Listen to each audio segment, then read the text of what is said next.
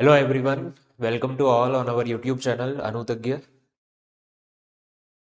तो आज हम डिस्कस करेंगे बहुत ही टफ टॉपिक है रिफ्रैक्टिव इंडेक्स। ठीक है, रिफ्रैक्टिव इंडेक्स में सबसे ज़्यादा इश्यूज आते हैं बच्चों को। तो आज हम आपका एकदम क्लियर कर देंगे उस टॉपिक को। आज हम बेसिक्स करेंगे और फिर नेक्स्ट वीडियो में हम उसके न्यूमेरिकल्स शूट करेंगे। ठीक है, ओके स्टूडेंट्स। तो हम स्टार्ट करते हैं रिफ्रैक्टिव इंडेक्स। ये सबसे पहले मैंने ड्रॉ किया इंटरफेस। इसको हम बोलते हैं इंटरफेस। अब लाइट अपनी आएगी। सबसे पहले ये इंटरफेस, इंटरफेस किसको बोलते हैं? दो मीडियम को जो सेपरेट करता है उसको इंटरफेस बोलते हैं। ठीक है, जैसे यहाँ दूसरा मीडियम है, यहाँ दूसरा मीडियम है। तो रिफ्रैक्शन होता कब है? जब दो अलग अलग मीडियम्स हो, लाइट किसी एक मीडियम से दूसरे मीडियम में एंटर करती है तो रिफ्रैक्शन होता है। क्लियर? तो रिफ्रैक्शन में क्या होता है, लाइट हमारी क्या करती है? बेंड करती है। रिफ्रैक्शन में लाइट बेंड करती है। ठीक है, तो यहां से हमारी ये इंसिडेंट रे आई। ये हमारी कौन सी है? इंसिडेंट लाइट रे। ठीक है, फिर हम बनाते हैं कौन सी? नॉर्मल। अब नॉर्मल कौन सी होती है? जो इंटरफेस होता है उसके हमेशा 90 डिग्री पे नॉर्मल ड्रॉ करी जाती है। इंटरफेस के हमेशा परपेंडिकुलर। तो ये इंसिडेंट हो गई, तो ये मेरी कौन सी हो गई? ये मेरी हो गई नॉर्मल, जो इंटरफेस के क्या होगी? 90 डिग्री एंगल पे होगी। ठीक है, नॉर्मल हमेशा ध्यान रखना। अब मान लो ये अपना एयर है और ये है वाटर। लाइट मेरी किससे? एयर से वाटर में जा रही है। एयर मेरा कौन सा मीडियम है? एयर मेरा रेयरर मीडियम कहलाता है और वाटर मेरा डेंसर मीडियम कहलाता है। ठीक है, दो मीडियम हो गए, एक रेयरर हो गया, एक डेंसर हो गया। रेयरर मीडियम मतलब ऐसे खुला खुला ओपन एरिया नहीं होता, जैसे जंगल है उसमें बहुत कम पेड़ है तो वो रेयरर हो गया। और एक जंगल है जिसमें बहुत ज्यादा पेड़ है तो वो हमारा क्या हो गया? डेंसर मीडियम हो गया। ठीक है, तो लाइट मेरी रेयरर से डेंसर में जा रही है। रेयरर में से डेंसर में जा रही है तो लाइट मेरी क्या करेगी? बेंड करेगी। किसकी तरफ बेंड करेगी? नॉर्मल की तरफ बेंड करेगी। ठीक है, तो हमारे दो एंगल होते हैं इसमें, एंगल ऑफ इंसिडेंस और एंगल ऑफ रिफ्रैक्शन। तो एंगल ऑफ इंसिडेंस क्या होता है? नॉर्मल से इंसिडेंट रे के बीच के एंगल को बोलते हैं एंगल ऑफ इंसिडेंस। और रिफ्रैक्टेड रे और नॉर्मल के बीच के एंगल को बोलते हैं एंगल ऑफ रिफ्रैक्शन। ठीक है, एंगल आई और एंगल आर दोनों इक्वल नहीं होते इसमें, क्योंकि लाइट अपनी क्या कर रही है? स्ट्रेट नहीं जाएगी। लाइट अपनी क्या करेगी? बेंड करेगी, या तो नॉर्मल की तरफ बेंड करेगी या नॉर्मल से अवे चली जाएगी। ठीक है, अब लाइट जानी तो ऐसे चाहिए थी, लेकिन ऐसे जाएगी या ऐसे जाएगी, तो ये बेंड क्यों करेगी? क्योंकि लाइट की स्पीड चेंज हो जाएगी। क्यों स्पीड चेंज हो जाएगी? क्योंकि लाइट का रिफ्रैक्टिव इंडेक्स टॉपिक पढ़ रहे हैं हम। रिफ्रैक्टिव इंडेक्स इस मीडियम का अलग होगा, इस मीडियम का अलग होगा। रिफ्रैक्टिव इंडेक्स किसको डिनोट करता है? डेंसिटी को, ऑप्टिकल डेंसिटी को बताता है। तो जितनी ज्यादा डेंसिटी होगी, लाइट की स्पीड उतनी कम हो जाएगी। एक घने जंगल में हमें भागना है और एक खुले जंगल में भागना है, तो हम किस में तेज भाग सकते हैं? खुले में। घने जंगल में तो हमारी स्पीड कम हो जाएगी। सिमिलरली लाइट की स्पीड भी क्या होगी? डेंसर मीडियम में कम हो जाएगी। और स्पीड कम होने की वजह से लाइट किधर आ जाएगी? नॉर्मल की तरफ मुड़ जाएगी। ठीक है, और अगर ये वाला रेयर मीडियम होता, ये डेंसर होता, तो ये लाइट ऐसे चली जाती, नॉर्मल से दूर चली जाती। ठीक है, अवे स्पीड बढ़ती तो ये ऐसे नहीं जाके ऐसे चली जाती। क्लियर? तो ये तो हमारा रिफ्रैक्शन का कॉन्सेप्ट है। ठीक है स्टूडेंट्स, हमें डिस्कस करना है रिफ्रैक्टिव इंडेक्स। तो रिफ्रैक्टिव इंडेक्स एक्चुअल में किसको बताता है? ऑप्टिकल डेंसिटी को। ठीक है, रिफ्रैक्टिव इंडेक्स हमें बताता क्या है एक्चुअल में? रिफ्रैक्टिव इंडेक्स हमें बताता है कि कौन सा मीडियम कितना रेयरर है और कितना डेंसर है। ठीक है, एक्चुअल में ये चीज रिफ्रैक्टिव इंडेक्स हमें बताता है कि मीडियम कितना रेयरर है, कितना डेंसर है। तो लाइट की स्पीड क्या हो जाएगी? अब रिफ्रैक्टिव इंडेक्स को डिनोट किससे करते हैं हम? एन से, या तो एन से या फिर म्यू से। किसी बुक में एन से करा होगा, किसी में म्यू से करा होगा, तो आपको कंफ्यूज नहीं होना है। म्यू ग्रीक वर्ड है। म्यू, म्यू क्या होता है? एम यू, ये होता है म्यू। ठीक है, तो अब जितना ज्यादा डेंसर मीडियम होगा, लाइट की स्पीड क्या होगी? उतनी कम होगी। तो रिफ्रैक्टिव इंडेक्स का जो रिलेशन आएगा, जैसे रेयरर मीडियम लिया अपन ने, रेयरर मीडियम में स्पीड क्या होती है लाइट की? स्पीड ऑफ लाइट क्या होगी, फास्ट होगी। और डेंसर मीडियम में लाइट की स्पीड क्या होगी,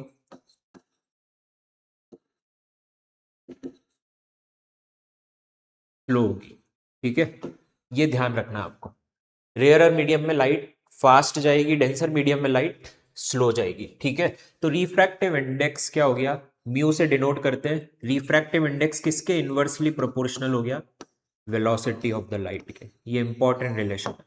ठीक है, आज बिल्कुल बेस क्लियर कर रहा हूँ, फिर न्यूमेरिकल्स में कभी दिक्कत नहीं आएगी। रिफ्रैक्टिव इंडेक्स टॉपिक में कभी दिक्कत नहीं आएगी आपको। तो म्यू क्या हो गया, इनवर्सली प्रोपोर्शनल हो गया किसके, वेलोसिटी के। मतलब जितना ज्यादा रिफ्रैक्टिव इंडेक्स, इट मींस उसकी डेंसिटी क्या है, ऑप्टिकल डेंसिटी क्या है उसकी, मीडियम की ज्यादा है। और जितनी ज्यादा डेंसिटी होगी उतनी लाइट की स्पीड उस मीडियम में क्या होगी, कम होगी। क्लियर। तो इसलिए हम इनवर्स रिलेशन लिखते हैं, क्योंकि ये क्वांटिटी अगर बढ़ेगी तो ये क्वांटिटी क्या होनी है, कम होनी है। ठीक है, तो यहां से हमारे पास रिलेशन आ गया म्यू का। अब हम देखते हैं, नेक्स्ट, ये अपना इंटरफेस है। ठीक है, इंटरफेस, और ये लाइट आई अपनी इंसिडेंट। ठीक है, ये अपनी नॉर्मल हो गई, और ये लाइट अपनी क्या कर गई, बेंड कर गई नॉर्मल की तरफ। ये एंगल आर हो गया, ये एंगल आई हो गया। अब ये मान लेते हैं अपन, इस मीडियम को 1 डिनोट कर देते हैं, इसको 2 डिनोट कर देते हैं। ठीक है, इसको अपन रेयरर मान लेते हैं, और इसको अपन डेंसर मान लेते हैं।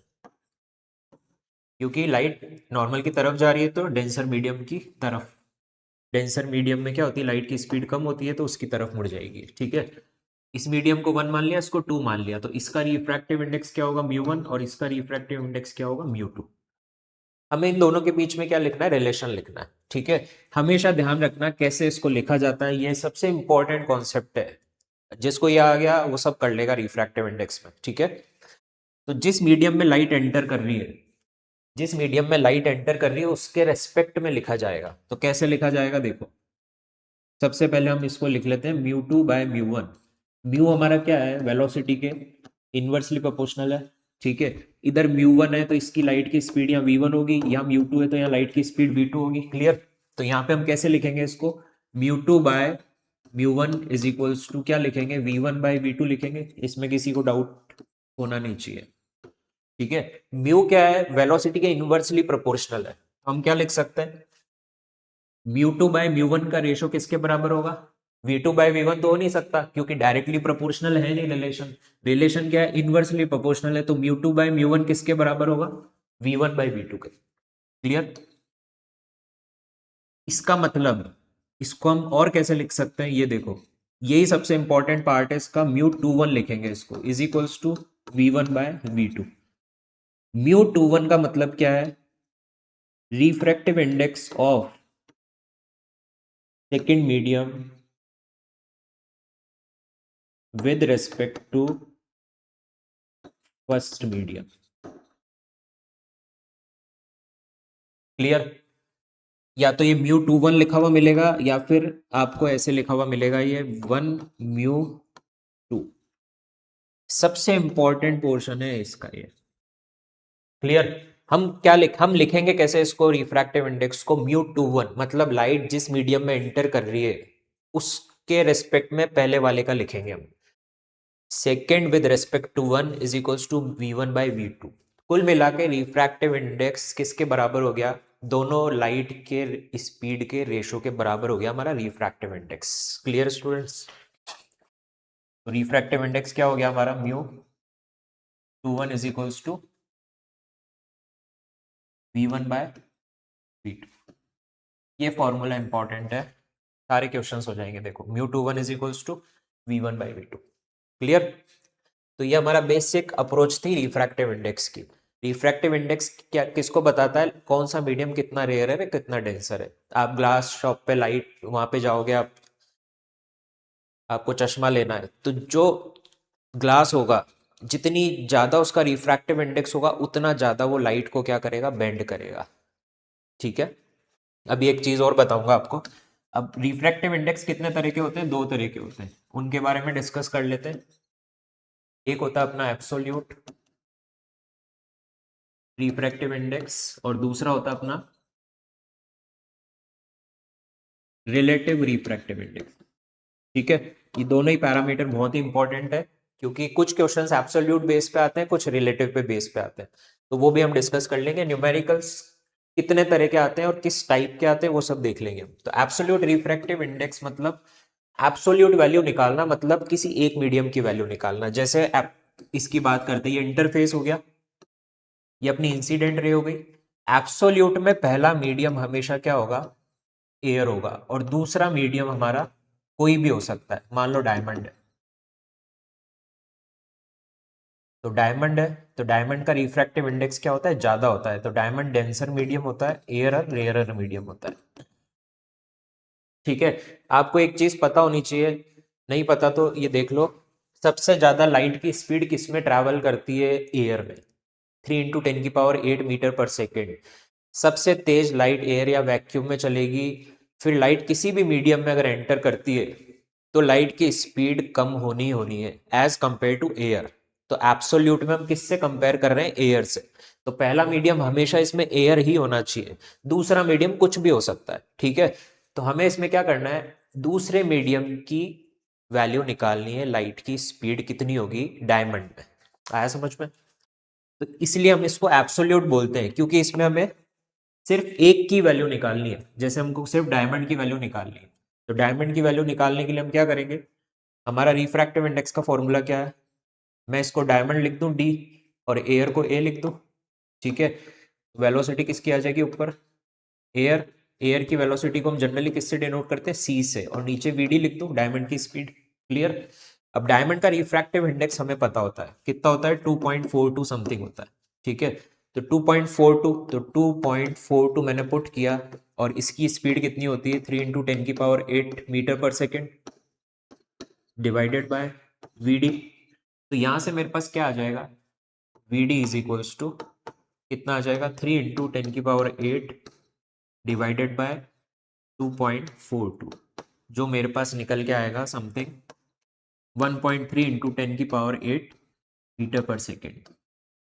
तो इससे हमें क्या पता चला कि लाइट एयर से जब डायमंड में एंटर करी तो उसकी वेलोसिटी कितने टाइम्स रिड्यूस हो गई, अराउंड 2 पॉइंट समथिंग टाइम्स उसकी वेलोसिटी क्या हो गई, रिड्यूस हो गई। इतना डायमंड में ताकत है कि लाइट की स्पीड को 2 टाइम से भी ज्यादा वो रिड्यूस कर सकता है। ठीक है, तो ये एब्सोल्यूट वैल्यू हुई, क्योंकि हमने इसमें सिर्फ डायमंड की वैल्यू निकाली है।